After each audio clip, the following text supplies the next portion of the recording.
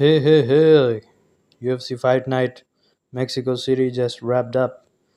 तो main event था Brendon Moreno versus Steve आसिग और काफ़ी अच्छा मेन इवेंट था भाई। पाँच सॉरी 6 फाइट्स और 3 फिनिशेस। मेन इवेंट काफ़ी अच्छी फाइट थी, high level striking between Moreno and Steve Erceg. तो फाइट नाइट के हिसाब से बहुत ही अच्छा, बहुत ही एंटरटेनिंग फाइट कार्ड था। और इससे ज़्यादा क्या ही मांगोगे भाई फाइट नाइट में, पेपर भी थोड़ी है। तो फाइट नाइट के हिसाब से 8 या 9 हो सकता है आउट ऑफ 10। तो पहली फाइट थी बैंटम वेट डिवीजन में, सॉरी फ्लाईवेट डिवीजन में, Kevin Borjas versus Ronaldo Rodriguez. Ronaldo Rodriguez भाई, ये फेस देखो भाई, इसका फेस। अब सोचो तुम फाइट कर रहे हो और ये फेस तुम्हारी तरफ आगे बढ़ते जा रहा है और इस फेस का शरीर तुम पे स्ट्राइक्स मार रहा है और बस तुम अपनी सबसे पावरफुल स्ट्राइक इस मारते हो फेस पे, पूरी ताकत के साथ इस पे मारते हो, लेकिन फिर भी ये पीछे नहीं हटता, ये आगे बढ़ते जाता है। बस यही फाइट की कहानी है भाई, Kevin Borjas versus Ronaldo Rodriguez. Kevin Borjas एकदम मस्त काउंटर कर रहा था रॉड्रिगस को, लेकिन रॉड्रिगस सिर्फ आगे बढ़ते ही जा रहा था। वही मैक्सिकन फाइटिंग स्पिरिट कि भाई शॉट्स लो, आगे बढ़ते रहो और अपोनेंट को मारो। यही ट्रेडिशनल मैक्सिकन बॉक्सिंग स्टाइल रहा। लेकिन ये ज़्यादा काम नहीं आया फाइट में, क्योंकि इनके बोरहास के काउंटर्स ऑन पॉइंट थे और काफ़ी अच्छे right hands, jabs, over hands land किए। फुटवर्क काफ़ी अच्छा था और सारे स्ट्राइक्स रॉड्रिगस के देख रहा था वो। और डिफेंस अच्छा था, काउंटर्स अच्छे थे। तो बस यही थी फाइट, 3 राउंड की कहानी और यूनानिमस डिसीजन से जीत गया केविन बोरहास। काफ़ी अच्छा performance. Then we have bantamweight division में David Martinez versus Simon Oliveira. Simon Oliveira did not look that good man. I don't think is UFC level. शायद और हारेगा तो यूएफसी वाले कट कर देंगे साइमन ओलिवेरा। डेविड मार्टिनेज बहुत ही अच्छा परफॉर्मेंस, फर्स्ट राउंड TKO।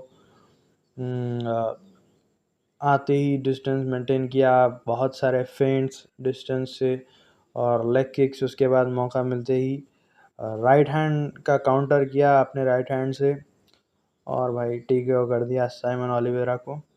जब देखा, प्रोमो देखा ये फाइट का, तभी लगा कि फाइट में फिनिश होने वाला है कोई ना कोई। David Martinez was motivated. Mexico में फाइट थी तो भाई मैक्सिकन फाइटर्स को का दिल बोलता है भाई अपने होमलैंड में जीतने का। अब आप तुम इंडिया में लड़ रहे हो, सोचो तुम कितना चाहोगे कि मैं इंडिया की पब्लिक में, इंडिया की ऑडियंस के सामने जीतूंगा, अपोनेंट को नॉकआउट करूंगा। तो जो भी मैक्सिकन फाइटर्स फाइट करते हैं मेक्सिको में, पूरे दिल के साथ, पूरे जोश के साथ कर रहे थे लास्ट इवेंट में। उसके बाद अपना Raul Rosas junior versus Vince Vendetta Morales. Vince Morales भाई 34 साल का आदमी 20 साल के लड़के से हार गया। खैर इसमें उतनी भी कोई शर्म की बात नहीं, क्योंकि Raul Rosas is a talented fighter और काफ़ी अच्छा ग्राउंड कंट्रोल था राहुल रोसास का। अच्छा transition from full guard to half guard to side control, then back control भी बहुत अच्छा था। जो एक आप 20 साल के फाइटर से क्या ही एक्सपेक्ट करोगे भाई। 20 साल के आदमी से जो भी एक्सपेक्टेशंस है उससे तो पार ही हो चुका है राहुल रोसास जूनियर। और ऐसे कंट्रोल किया विंस मोरालेस को फाइट में 3 राउंड तक। और विंस मोरालेस बार बार वो अपने जापानीज नेकटाई और डार्क चोक के कॉम्बिनेशन वाला, उसका जो स्पेशल चोक है उसको ट्राई कर रहा था, लेकिन वो नहीं मिला भाई उसको, कभी उतना टाइट नहीं था। अब राहुल रोसास के फेस से ऐसा लग सकता है कि भाई चोक काफ़ी करीब था, लेकिन ऐसा नहीं था। तो भाई Vince Morales, Raul Rosas on a 4 fight win streak, great amazing talented fighter, बहुत ही अच्छा ब्राइट फ्यूचर है अगर बंदा ऐसे ही मेहनत करते रहा बगैर कोई ड्रग्स वग्स के चक्कर लड़कियों के चक्कर में पड़े और थोड़ा केयरफुल होके खेल आगे बढ़ना, क्योंकि एकदम टॉप फाइटर से लड़ लोगे भाई तो हार जाओगे, कॉन्फिडेंस गिर जाएगा। तो भाई यूएफसी को चाहिए कि राहुल रोसा जूनियर को आराम से आगे बढ़ाए, जल्दी टॉप फाइटर से लड़ाने की ज़रूरत नहीं है। हाँ, उसके बाद है अपना एडगर्ड चायरस वर्सेस सीजे वगैरह, ज़बरदस्त नॉकआउट। एडगर्ड चायरस टेपेटा में ट्रेनिंग कर रहा था एक कैंप के लिए बंदा, और ट्रेनिंग का साफ साफ रिजल्ट फाइट में दिखाई दिया। बॉक्सिंग एकदम पॉइंट पे थी, जैब्स ज़बरदस्त, और उसके बाद 1-2 लेफ्ट हुक लैंड किया, एकदम पिक्चर परफेक्ट, और सीजे वगैरह को हिला के रख दिया। और फाइट फिनिश करने में भी अपना टाइम लिया, आराम से मौका देख के राइट हैंड लैंड किया। फिर जब फाइट ग्राउंड पे गई तो मस्त चोक, रेड नेगेट चोक लगा दिया। बहुत ही इमोशनल था फाइट के बाद। और हर कुछ इवेंट्स के बाद यूएफसी के अपने को एक फाइट इमोशनल बैकग्राउंड स्टोरी देखने को मिलती ही है। उसी तरह इस फाइट की भी एक बैकग्राउंड स्टोरी थी। ये भाई एडगर चायरस का दादा, ग्रैंडफादर पास्ड अवे, और लास्ट ईयर उसकी सर्जरी के लिए पैसे नहीं थे भाई, तो ग्रैंडफादर ने दिए उसके। और best of luck to Edgar Chairez. और बस हर पोस्ट फाइट में भाई यूएफसी फाइटर्स का हाल मालूम होता है कि कितना पैसे के लाले पड़े हुए हैं, और यूएफसी बस मीनियल वेज पे रखती है अपने फाइटर्स को। और क्या, हर पोस्ट फाइट में यही देखने को मिलता।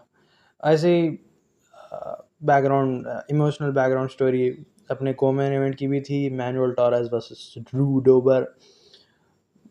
उसकी माँ दवाई खाती है भाई, मैनुअल टॉरेस की फ़ाइट देखने के टाइम उसकी माँ को दवाई खानी पड़ती है, पता नहीं क्या दवाई, शायद एंग्जाइटी की। बेटा लड़ा है तो ऑब्वियसली क्या एक्सपेक्ट करोगे आप। लेकिन भाई ड्रू डोबर को नॉकआउट होता हुआ देखना अच्छा नहीं दिखा भाई। वो पिक्चर परफेक्ट 1 और 2 लैंड किया।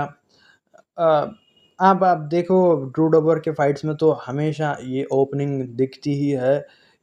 ड्रू डोबर हमेशा अपना लेफ्ट हैंड ऊपर रखता है, लेकिन उसका right side of the face है ना, हमेशा ओपन रहता है, साउथ पॉ खेलता है।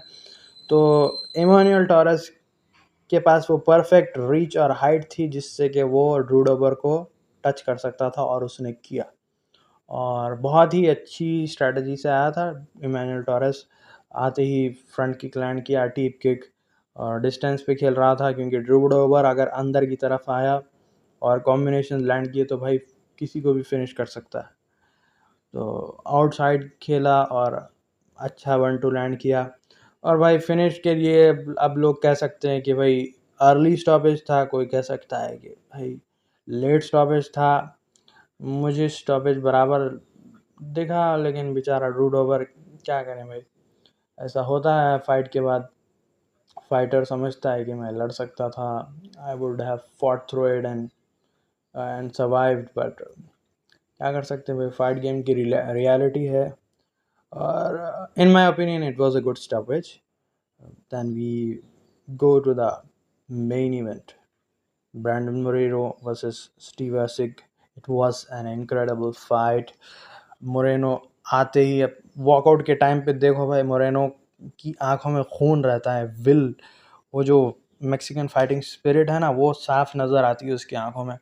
और पहली बार अपने होम टाउन में ब्रैंडन मोरेनो ने जीत हासिल की। और फर्स्ट राउंड में आते ही ओवरहैंड पे ओवरहैंड, ब्लिट्स कॉम्बोज अंदर की तरफ, लेग किक, बहुत ही अच्छा। फर्स्ट राउंड में तो जब एक धमाकेदार नज़र आ रहा था भाई, अपने टॉप फॉर्म में। लेकिन जैसा जैसा फाइट गुजरती गई तो स्टीव एसिक भी रेंज फाइंड करने लगा, अपने शॉट्स लैंड करने लगा। सेकंड राउंड बहुत क्लोज था, लेकिन शायद डैमेज के बेसिस पे मैंने सेकंड राउंड तो मोरेनो को दिया, लेकिन people can argue that it could have also went to Steve Erceg. Third round clearly went to Steve Erceg because Moreno ने थर्ड राउंड में ज़्यादा कुछ नहीं किया, और मोरेनो ने आई गेस थर्ड राउंड उसने रेस्ट लिया भाई। फिर फोर्थ राउंड फिर क्लोज था, it could have gone either way, Steve Erceg भी जीत सकता था, मोरेनो भी जीत सकता था। और fifth round I think Brandon Moreno, because Steve land कर रहा था भाई पूरी फाइट में, अच्छा ठीक ठाक लैंड किया स्टीव अर्सिग, वो बीच में middle up kick, 1-2 uppercut, leg kicks land कर रहा था, लेकिन उतने डैमेजिंग शॉट्स नहीं थे भाई। स्टीव अर्सिग, उसका कॉर्नर वाले भी बोल रहे थे भाई तू put some damage on him, तू डैमेजिंग स्ट्राइक्स कर, लेकिन स्टीव उतना जोर के साथ, उतनी पावर के साथ स्ट्राइक नहीं कर रहा था। तो that's the reason I gave the fight to Brandon Moreno. I think it maybe 3-2 Moreno और 4-1 मोरेनो, कुछ भी हो सकता है भाई। तो it was a good fight, great fight। so भाई बहुत ही अच्छा कार्ड था, मज़ा आ गया।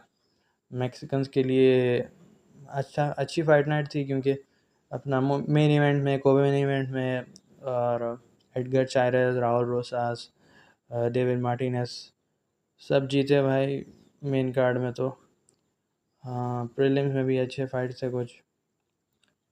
तो भाई ऐसे ही UFC कंटेंट के लिए और UFC related analysis, breakdowns, predictions और सारे फाइट रिलेटेड कंटेंट के लिए सब्सक्राइब करो भाई, नोटिफिकेशन खोलो, शेयर करो। Thank you very much.